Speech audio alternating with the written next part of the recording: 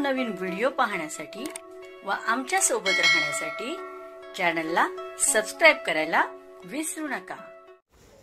तर बघा काय बातमी आहे, सरकारी कर्मचाऱ्यांचा पगाराचा फॉर्म्युला बदलणार आणि कर्मचाऱ्यांचा मागे भत्ता हा 0 होणार। जानेवारी 2025 मध्ये केंद्रातील सरकारने एक मोठा निर्णय घेतला आणि या निर्णयाचा अंतर्गत सरकारी कर्मचाऱ्यांची गेल्या काही महिन्यापासूनची मागणी मान्य करण्यात आली। सरकारने जानेवारी महिन्यात 8व्या वेतन आयोगाच्या स्थापनेला मान्यता दिली। दरम्यान 8व्या वेतन आयोगाच्या स्थापनेला मान्यता मिळाल्यानंतर याबाबत वेगवेगळ्या चर्चेला उधाण आलं आहे। अशातच आता मागे भत्ता संदर्भात एक मोठी माहिती समोर येत आहे। मिळालेल्या माहितीनुसार 8व्या वेतन आयोगात मागे भत्ता 0 केला जाणार आहे।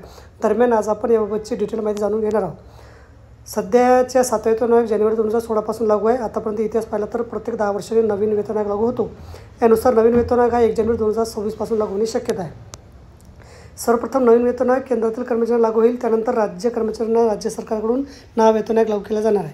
नव्या वेतन आयोगात मागे भत्ता 0 होणार। नव्या 8व्या वेतन आयोगात मागे भत्ता 0 केला जाण्याची शक्यता आता व्यक्त केली जाऊ लागली आहे। जानेवारी 2026 पर्यंत मागे भत्ता 6% पोहोचण्याची अपेक्षा वर्तवली जात आहे। जर तोपर्यंत नवीन वेतन आयोग लागू झाला तर कर्मचाऱ्यांना दिले जाणारा DA देखील 0 केला जाईल, अशी माहिती जाणकारांकडून समोर आली। मागे भत्ता 0 केला जाईल आणि मागे भत्त्याची रक्कम मूळ पगारात विलीन केली जाईल। दरम्यान सरकारी कर्मचाऱ्यांकडून सर्व मागे भत्ता मूळ पगारात गेला पाहिजे अशी मागणी केली जात आहे। तर सरकार फक्त 50% मागे भत्ता मर्ज करणार असल्याचं बोललं जात आहे। मात्र या संदर्भातील अधिकृत निर्णय सरकारकडून घेतला जाणार आहे आणि तुर्तास तर याबाबतचा कोणता अधिकृत निर्णय झालेला नाही।